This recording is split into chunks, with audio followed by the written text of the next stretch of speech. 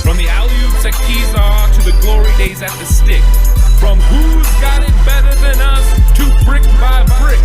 It's always the 49ers way, from off-season to game day. Yeah, we talk back. It's the 49ers Cutback.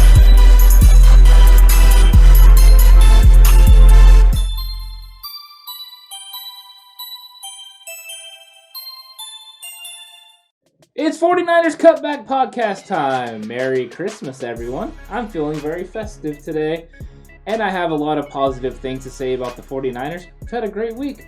Presents galore, new quarterbacks, crazy running back signings.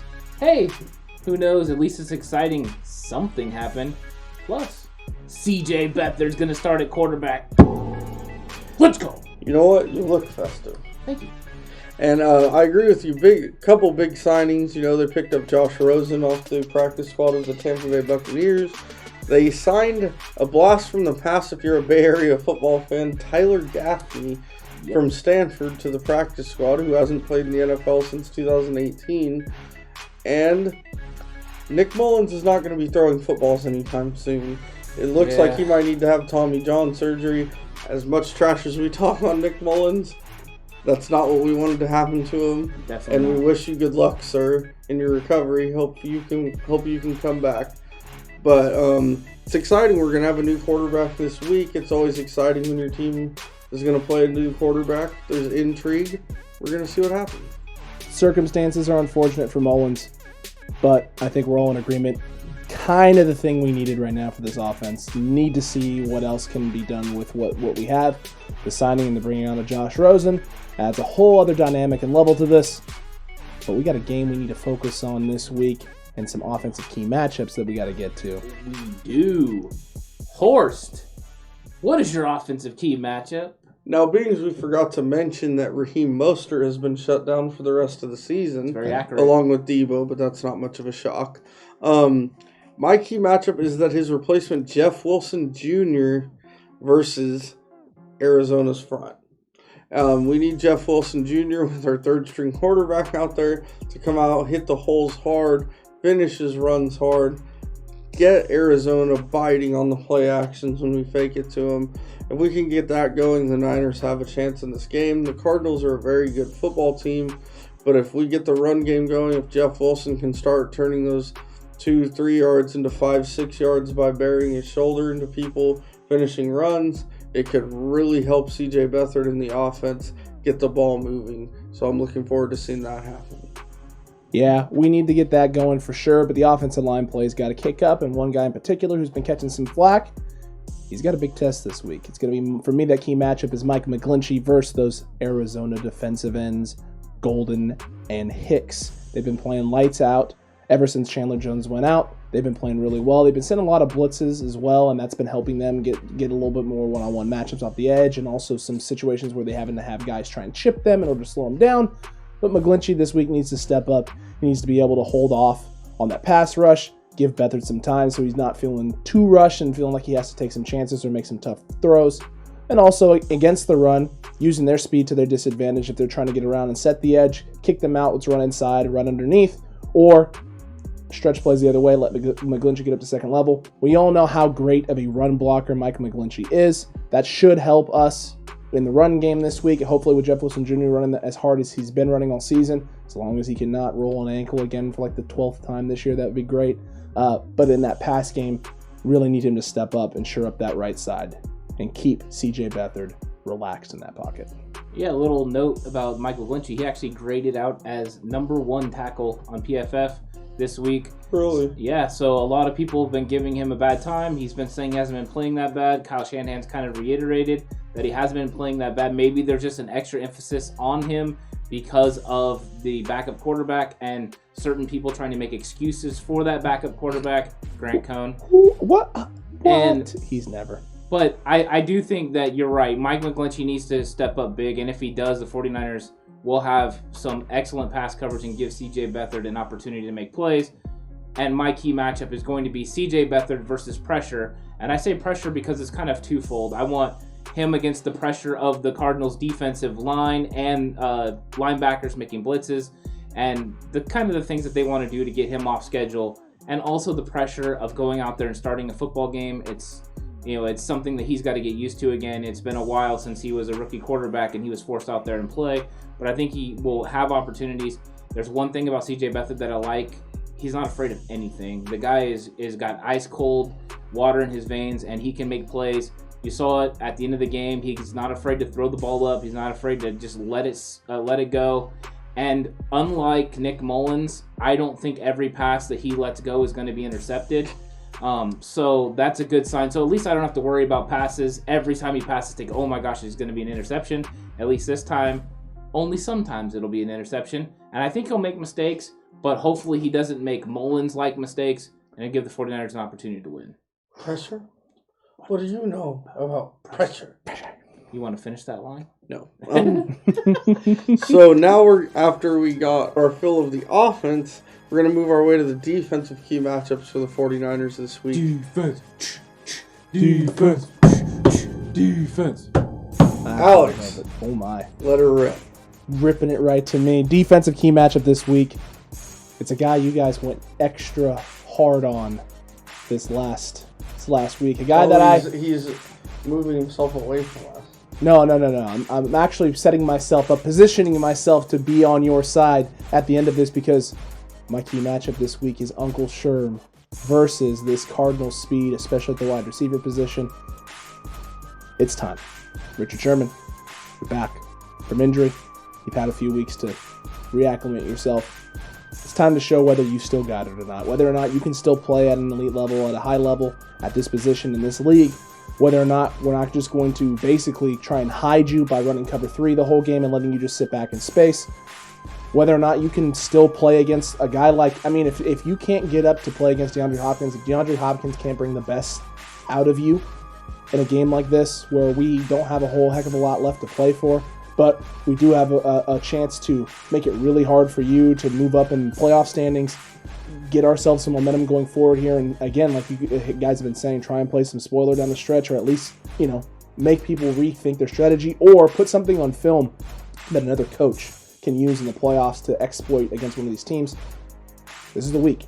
Sherman, if you're going to step up and play and do it, it's got to be now. You want a big contract. You want the extension. You want to be treated as still like an elite corner in this game. And for this team, got to show it. It's put up or shut up time for Richard Sherman. Has to happen this week.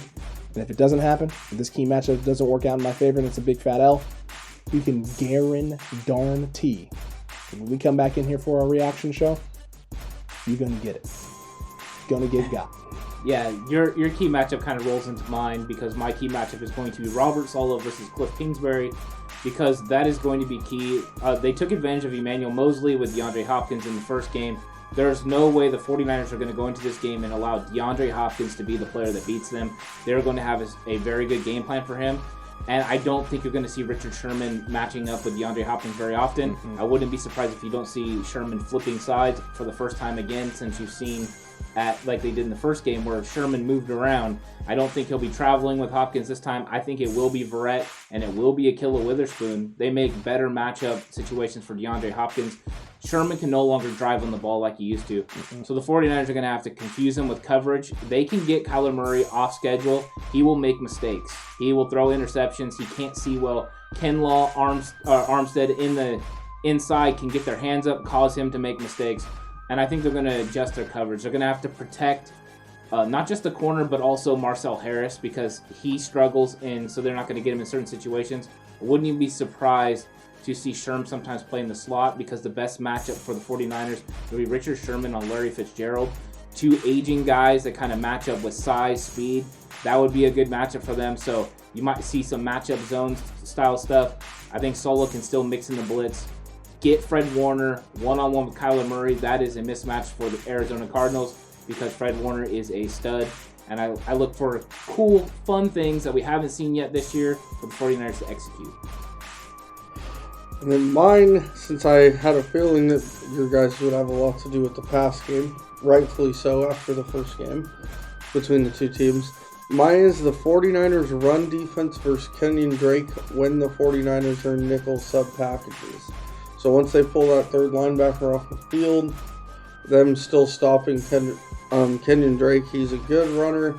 We actually did a good job on him the first game this year. If you go back to last year, Kenyon Drake gave the Niners a lot of trouble. He's a good back. He runs hard. He's physical. If you let him get going downhill, he's a problem. So the 49ers' two backers, probably Shire and Warner, are going to really have to step up and make plays in space and make tackles on him and not let him get, 6-7 yards down the field. Stop him at 2 or 3 yards. If you're as excited about seeing CJ Beathard as we are, then you need to scroll down, like, comment, and subscribe on this podcast and listen to us say all kinds of good things about him. Also, go ahead and comment, and if we're wrong about CJ Beathard, you can tell us, and we'll talk back. Let's hope that we're not wrong on CJ Beathard. Well, I think Kyle Shanahan doesn't want anyone to be right about CJ Beathard being in, because that'll make him look real bad. Imagine if Beathard goes out there and plays well, and Kyle Shanahan gets the questions of, if you would have played CJ earlier, would the 49ers still be in the playoff contention right now? And that's something I don't know if he really wants. I'm sure the competitor in him wants to win, but I bet there's a part of him that's like, don't let CJ go out there and tear it up. Wow, that's really bold. Whoa. It's Wow, That's Bold time. We give you bold predictions and bold takes on what we think is going to happen in this upcoming game. I think we got some bold stuff coming. I feel it brewing deep down inside. But we'll start with you, Ann. What do you got for Wow, That's Bold this week? Well, last week, my Wow, That's Bold was very correct. Eric Armstead showed up in a big way, had 2 sacks. And this week, I feel that another defensive lineman is going to show up in a big way. And that is Mr. Rookie. Oh, was that too long? It was good. Number 99, Javon Kinlaw with 2 sacks. Another 2-piece horse. Another 2. All right. So I'm going to let Alex go before me here. Oh, my word. Ooh. You're going to let me go? Oh, this. Passing the buck. I'm not going to lie. Okay. My Wow, That's Bold prediction this week is that by the end of this next game, Grant Cohn is going to finally acknowledge that he was wrong about Nick Mullins. Guaranteed it's going to... That's not actually my Wow, That's Bold. But my Wow, That's Bold this week is that Tevin Coleman is going to score 2 touchdowns after being a ghost for the last half of the season, even coming back from it. You've been seeing him out there as a gunner running down on punt teams really super fast. He's going to run really super fast in the end zone twice. That's my bold prediction because it's 2 tutties for Tevin Coleman. It's accurate, but it's possible. It's doable. Grant Cohn is never going to admit that he was dead wrong on Nick Mullins. Lowell Cohn is tripling down on Twitter. That whole Cohn family right now they've completely spun out of the Cohn zone. They're in fairy tale fantasy land. They've reminded me of the Cohn heads. It's at this point in time, this is accurate. Horse. Okay, that's bold. Oh my God. God. My main man's RZKB, Kendrick Bourne, 2 touchdowns receiving on the day. Dude. He is going to let you know about it after he scores 2. He's going to spin the ball. You're going to get the dance. Doesn't matter what the score is, whether they're up or down. You're going to get the dance. He puts the show in the show. Dude. I like it. And this is why I went last. I'm here for all of it. I will walk off the set of the next episode if this happens. I will walk off the set. By the way, CJ Beathard, do me a solid and don't even target him. Don't even look his way. By the way, my Wow, That's Bold last week came true as well. CJ Beathard threw that simple touchdown on the last play. And the 49ers quarterbacks threw 3 touchdowns. That's very true. We were 2 of 3 on Wow, That's Bold. If one of our guys could get his stuff together. Wow. First Kendrick Bourne scoring 2 tutties, and now this. And I emphasized his dancing to make you feel better. You did. Except that they did the exact opposite.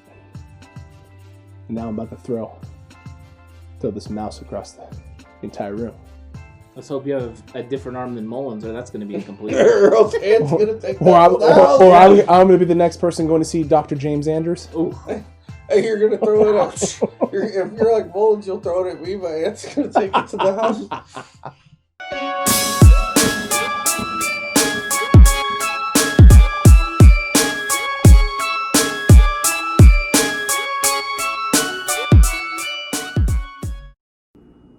Of all the terrorists I take out, I have to get the one with shoes as small as my sister. Who is this?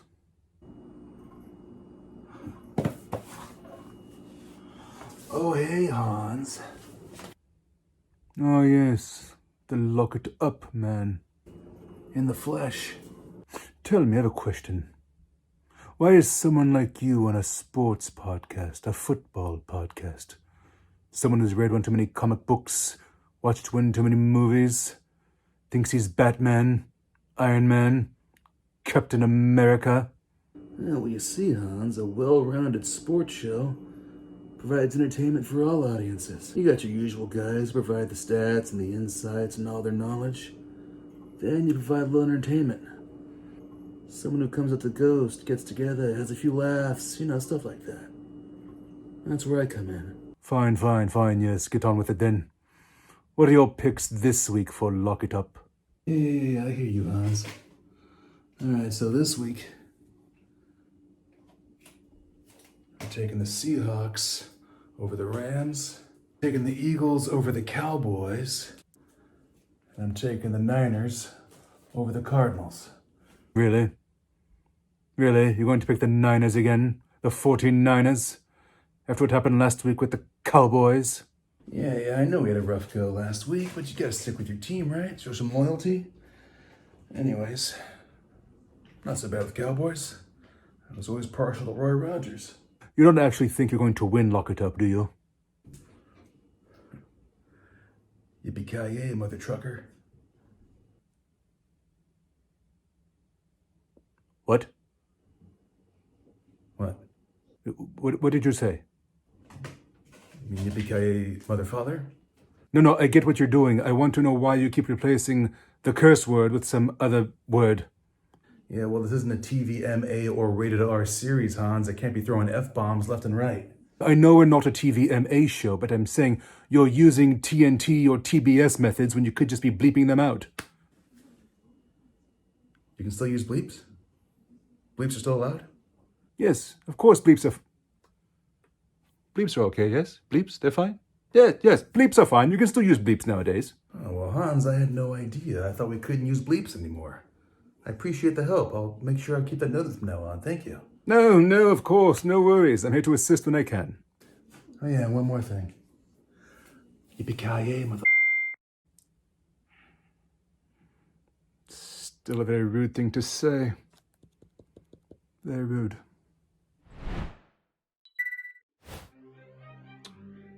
Lock it up time, boys. It is. You lock it up. You lock it up. Hold on a second. Do we have a leader who is retaking? Oh my gosh, the perennial, always for the most part this season been in the lead. Anthony Robertson. That's right. Builds and finally pulls away from the horse, and now we got a situation here with not a lot of games left on the season, where you're playing with the lead now. So are we going to see a conservative Ant on Lock It Up picks, or are we going to get... You ever seen me call plays? Am I conservative? No, you really like to open... Yeah, if it depends who you ask. If you ask certain people, you don't like to open up the playbook, coach, and then there's other people... Yeah, you know what those people can do? Bite me. Yeah, if you have 11 players, that's enough to win. It's true. That's all it takes. So. That's all it takes. 11. Yep. No depth. Stick to shooting threes, James Harden. There we go. That's going into the show. Lock it up. First game of the week. First matchup. Whew. I'm really interested to see what you guys have to say on this, because I feel like all three games are going to be tight picks. Obviously, the Niners-Cardinals game, there's that dynamic for us. But this Rams at Seattle game, Rams coming off of an embarrassing, humiliating, demoralizing loss to what we thought was going to be the perfect tanking Jets. And you almost went with the Jets last week. Yeah. You teased it. I did. You probably should have in hindsight. Probably. What are you going to do about this game this week? Yeah, this is a tough one. This is one of the hardest games to pick that we're going to pick. Because when it comes down to it, the Rams have a better football team than the Seahawks. The Seahawks have a better quarterback than the Rams. The offensive mind for the Rams is better. Now, I think that they came in, that was a trap game against the Jets. They were looking ahead to Seattle. They were looking ahead to that matchup of possibly winning the division, and they saw it. They were like, we're going in tight. We're going to win the division with this game. And I think it got the best of them. I think that the Rams' defense is good, but I'm going to go with Russell Wilson on this. I think that Russell Wilson will get it done just enough, and the Seahawks are going to win the game. I think it's going to be tight, 30-27, Seahawks over the Rams. I think Russell Wilson's going to pull his last-minute magic, put the Seahawks up 30-28, and then we're going to get a walk-off Greg Zuerlein field goal, Rams 31, Seahawks 30. What you've seen there was an attempt to flip his pick just to try to catch me. Nope, I don't believe it. It's altered. It was much so. totally fake. Yeah. You know, the pen machine over there isn't working properly. It's definitely been. It's okay, because I will just further my lead after this.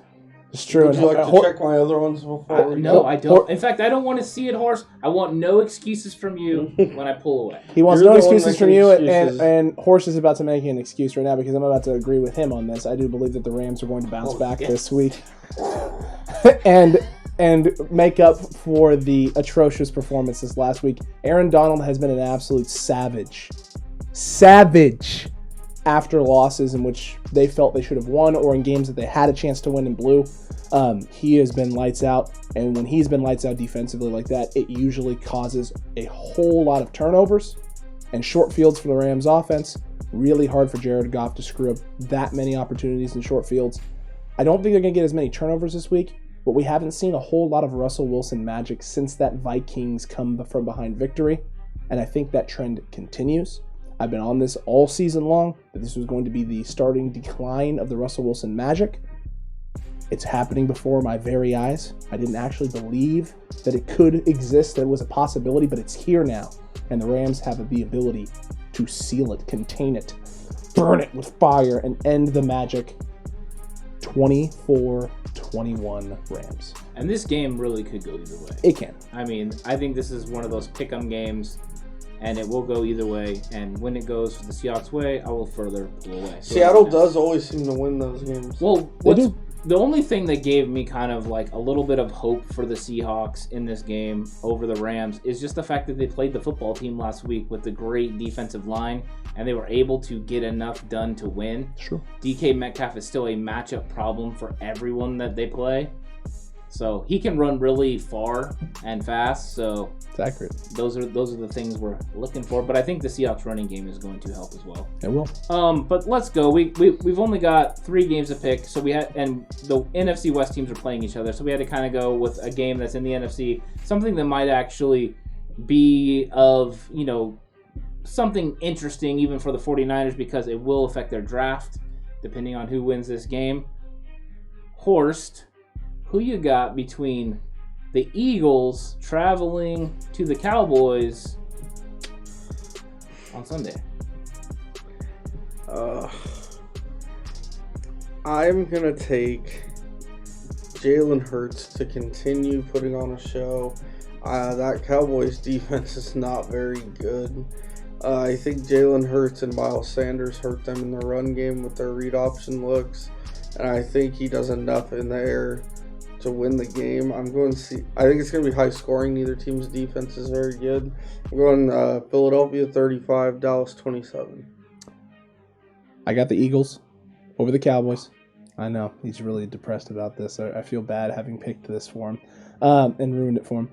I have the Eagles over the Cowboys, but I don't see this game as ended up being close. I have a feeling that the Eagles' offense is not only clicking, but it's almost inspiring their defense into playing above their pedigree and threshold the last few games. I am impressed with what I see out of them. I'm impressed with what I see out of the young guy. I don't think the Cowboys secondary has really anything that can make it difficult for Jalen Hurts to be able to make his reads and make the throws he needs to make.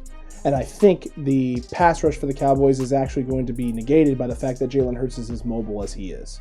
I think his mobility is going to be a key asset in this game. 34-17 Eagles. Yeah, after watching the Cowboys last week, it was very apparent that their offense isn't that great compared to what I thought it was. It's good, and their defense is terrible because Nick Mullins was actually able to make plays. If he didn't get in his own way, I think the 49ers could have won that game. And I've seen Jalen Hurts play, and he has been playing well. His mobility is a problem. Alden Smith and Lawrence are going to have a hard time chasing him down. So I agree with you guys. I think that Jalen Hurts will lead the Eagles to victory, and I think it's going to be somewhat high scoring, like Horst. I think it's going to be 31-24 Eagles win. So now, the game we're all here to see. Alex, 49ers, Arizona, both teams are the home team. What do you got? I have homered it up every single week. That's what a lot of our losses are. Not once. It's about 9 of them each to be. Not a single one of these. Except you with 8. It's true. It is 8 for him. And look how much you're up on me by. One single game. I haven't wavered. The faithfulness has remained, and the faithfulness still remains. The only question is whether or not I have the strength to pull the trigger. And you know what, boys? I do not have the strength to pull this trigger anymore. The Cardinals are going to beat the 49ers in their home. Not our home. Their home. 20-14. CJ Beathard's going to do everything he can. As I said before, Tevin Coleman gets his 2 tutties. But at the end of the day, it's just not enough. The offense doesn't have enough firepower without Kittle and Samuel. Can't get it done with one CJ Beathard. Is Kittle playing? He may play. May play. But CJ Beathard, especially since he cut the long locks, that it factor is just not there. And the Cardinals are going to walk away with a win and put themselves ever so closer to sealing up the playoffs and hopefully for them moving up even further than just being the very last spot to get in. Neither one of these teams are the same team they were in week 1. A lot has changed. I think the key, or one of the keys that hasn't changed, is the fact that Kyler Murray is still quarterback. The 49ers don't have Jimmy Garoppolo. That is something that hurts. But the real hurt is the fact that the 49ers don't have Nick Bosa and Dee Ford. Kyler Murray gave the defensive line so many fits, minus a crazy, awesome game plan from Saleh. The 49ers are going to struggle to stop Kyler Murray's legs. I don't think he's going to have as much success throwing the ball as he did in the first game, but I think his legs could be the determining factor. Yeah. I think CJ Beathard will have moments of success, and I think the 49ers run game will be average to decent, but I think that the Arizona Cardinals are going to win this game 27-23. I think CJ will do admirably, but I think that the Cardinals will get it done. Yeah, like Alex, for 14 games, I've supported these guys. 14 straight weeks. I've picked them, and it's time to make it 15. 49ers, 27. Arizona, 24. I'm being that guy. This is not going to happen, but I'm picking them Niners. Well, you either just handed Anthony lock it up season 1 on a platter, or this is going to be the greatest finish to a lock it up, and we've never even done one before. The greatest it'll ever be in season 1. What excellent content, guys. We're content connoisseurs. I feel it's not that bad a homerism if I'm acknowledging the homerism. I still think the homerism's still there. No, but if I'm acknowledging that I'm being a homer. Man, that's bold. So he's homering his homerness? Pretty much. That's some Inception level. If Tyler Gaffney plays, I want to change my pick. Just Tyler Gaffney, huh? Yep. Not even. What if Bourne gets 10 targets or more? We're gonna lose by 50. We'll lose by 50 if Bourne gets 50 or more targets. 50 or more targets? That's right, 50 or more targets. That's super bold and completely unrealistic. We do have news of a new gunslinger in the Bay Area, slinging passes all the way from UCLA up now to the Bay Area in San Francisco. Guys, how are we feeling about Josh Rosen? And you know what? Listen, let's say Josh Rosen doesn't get COVID clear in time. How do you feel about one Jet McKinnon? I would rather have Jet McKinnon as the backup quarterback than Josh Rosen. Josh Rosen has been garbage forever. I think he could have easily been on Sesame Street because he is in that trash can with Oscar the Grouch. He is terrible. I cannot stand watching this guy play football. I think it's kind of like, it's just tough to watch. And there's a reason that he has been on practice squads now. I understand the 49ers had to make a move. Josh Johnson got put on the COVID-19 list, so they had to come up with an emergency quarterback, and he is obviously a better option than Jet McKinnon just because he can play quarterback. But I really don't want him. I don't like him. I would rather have pretty much any other quarterback. Where's Brock Ruder? Pretty much anyone else at this point. Man, Brock Ruder, this would have been the week. Yep. Or Danucci. Where's my main man Danucci at? I don't know. Couldn't bring him in, huh? Yeah, Rosen, I'm a little higher on his potential than you are. I think he kind of got thrown to the wolves a little in Arizona. But if there was one thing Josh Rosen was good at in college, it was losing to my Trojans. And he was drafted too high. He's never... Yeah, he shouldn't have been drafted. I mean, that's... All right, well... He's never shown the ability to be a winning, successful quarterback in the league. Not even Sparks. All he is, he's a big guy and has a big arm. I mean, think about this. Alex, right before you go, I just want to get this off my chest. Arizona gave up on him. He was a first-round pick after 1 year. Miami traded a pick for him and gave up on him after 1 year. Tampa Bay put him on the practice squad. Can we finally say that this guy has zero potential? I don't know about zero potential, but there's not a lot there. I can tell you that right now. And by the way, has more potential. The McRib does have more potential in terms of entertaining the masses and performing at what is expected of the McRib. Absolutely, it has more potential. Thank you. But the big thing is here is you did undersell how quickly the Dolphins gave up on him. It wasn't a year. It was like a game and a half. Okay. My thing is this. I don't think there's any bad moves at the quarterback position, though, at this point that you can make.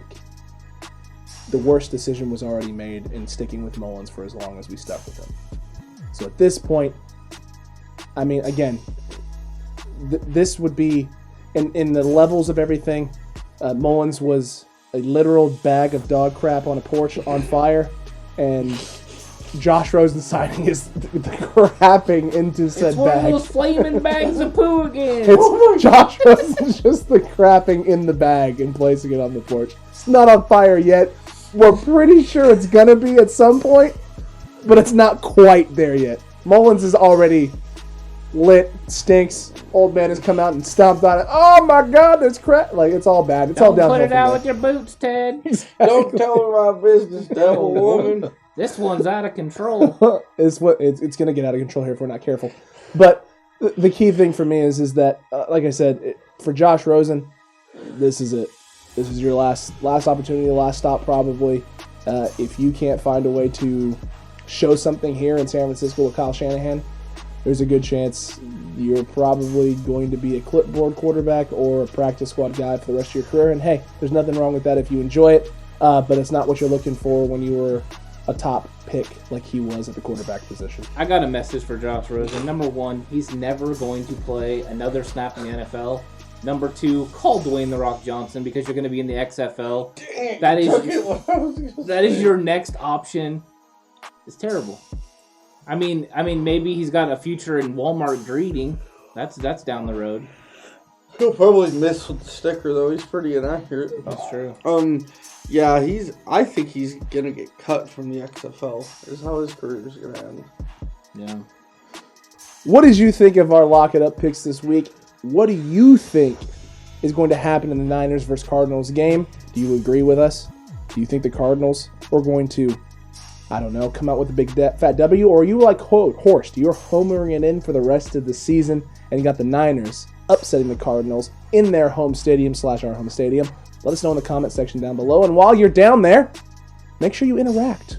Comment, like other people's posts, comments, etc. Like the video while you're at it. Subscribe, hit that notification bell. That way you're here for all of this glorious content and for the finale of Lock It Up Season 1 next week on Tuesday. And maybe send us some artwork or something. I'm going to say hard pass on that one. If you feel like it, right there at that email address, you can send it. We may look at it. We may not. Maybe we'll display it on here, or maybe we'll burn it with fire. Yeah. The next episode is going to air next Tuesday, I believe. It's accurate. At 5:30 Pacific, so you don't want to miss that. Wait. Accurate. Is that a specific time or Pacific? It's Pacific, Okay. but I'm very specific that it's about 5:30 Pacific. So it is 5:30 Pacific time and Pacific time. That's accurate. So make sure you're here to check it out. It's going to be a fun episode. We are going to be reacting to this game. Hopefully, I will be cheering for the 49ers no matter what. I don't care if I lose Lock It Up as long as the 49ers win because I'm a fan and I want to root for them to win. I just don't believe they're going to. But I would like to see all of our key matchups happen, and I would like to see that's bold happen because I want to see Javon Kinlaw get 2 sacks. And I want to see Kendrick Bourne catch 2 touchdowns and dance all over your face. I'd rather have the Ronies. We might need an instant reaction video from Alex if Kendrick Bourne scores 2 touchdowns. You will get an instant promise to everybody watching the podcast right now. If Kendrick Bourne catches 2 tutties, I will upload to this channel and our Facebook page, as well as our Rumble page coming soon, an apology to Kendrick Bourne. That's right, an apology to Kendrick Bourne for always being on him about the fact that he's always celebrating when things don't need to be celebrated. I will shut my mouth for the rest of the season. If you can do it. A whole week. Whole week. You know what? I'll extend it all the way into free agency. Ooh. I won't say a negative thing about Kendrick Bourne if he catches 2 touchdowns. Basically. Wow, that's a long time. That is a long time without me. It's a heck of an apology. It would be a very accurate apology. Greatest, best apology you've ever, with the best words, huge words. I only use the most kindest, most knowledgeable of words. So, for the 49ers to win this game, they're going to have to execute, at a high level. I don't know if CJ can do it. I think CJ is a better option than Nick Mullins, which means the 49ers have an opportunity and a chance to win this game. Arizona has a lot more to play for. We're going to find out if the 49ers are going to try to win. How's the team feeling after the loss? And their playoff hopes officially being over. Are they checking out, or are they coming in, playing with everything they got? And are the 49ers coaching staff coming in to evaluate players over the next 2 weeks, or are they trying to win these games? I think part of them wants to be spoiler, but I wouldn't be surprised if we see the first, which is them evaluating players, putting players in different positions to see how they react, and then, letting the cards fall as they may.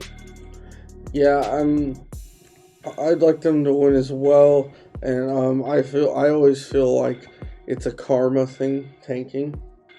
Like football karma, you're gonna end up where you're gonna end up. Just don't worry about that while you're playing. But it's a tall task this week to stop Kyler Murray, to stop Drake, to stop Hopkins, to stop Fitzgerald, Christian Kirk. That's a good offense they have over there, and a solid defense, even though they're missing their best player. They got a lot of good players over there still with Peterson and Budda Baker and Marcus Gold and all those guys. So it really is going to be a tall task, but I'm just looking forward to seeing CJ Beathard play to see if he's improved in these couple of years since last time he started a game.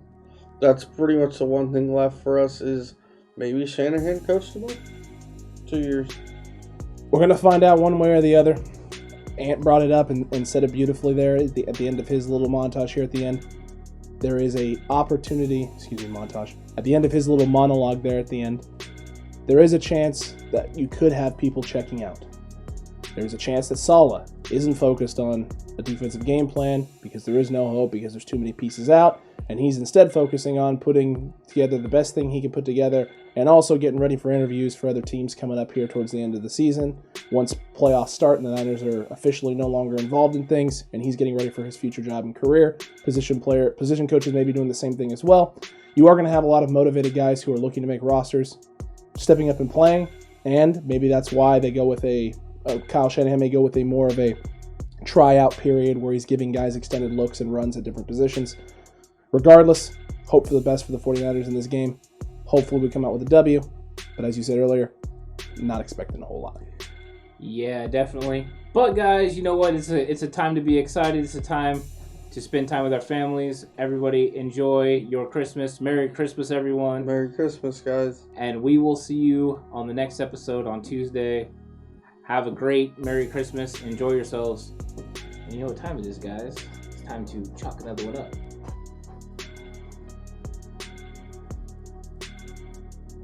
Probably pretty accurate. The Niners need to bring in Trace McSorley next year. Hey man, he won MVP in my Madden. Like I ain't even trying. Just a kid from Briarwood. I'm wearing number 7. This was Franklin down at Vandy. Flit to Happy Valley. Now he's coming back and got the Super Bowl championship on his mind.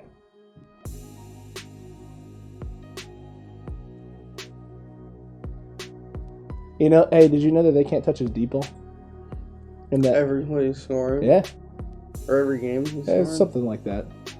People say he's their favorite quarterback, and then they call him Trace McSorley.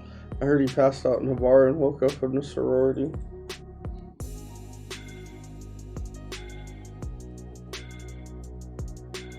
And now it's time for Wow, That's Bold. My word, sir. We both tried to give you an Air 5 and you didn't give it back. Yeah. Well, my bad. We were in transitional time. That's fine. It's fine. It's Wow, That's Bold time. We need. Disrespected. I flipped them off. I know. I saw it. It hurt my feelings. No, I know you saw it. I saw that. Oh, okay. Well, nose get all wrinkled up. It did a get little all. birdie told him F off. Basically, it did. It hurt deep down. Cut deep, real deep, guys. I was working on foreign communication. Foreign. He gets the quote. I do. It's a good quote. You got to be inverted. What were you doing? Working on foreign communication. Giving him the bird. Yeah. You don't have the finger. Yeah. It's Top Gun.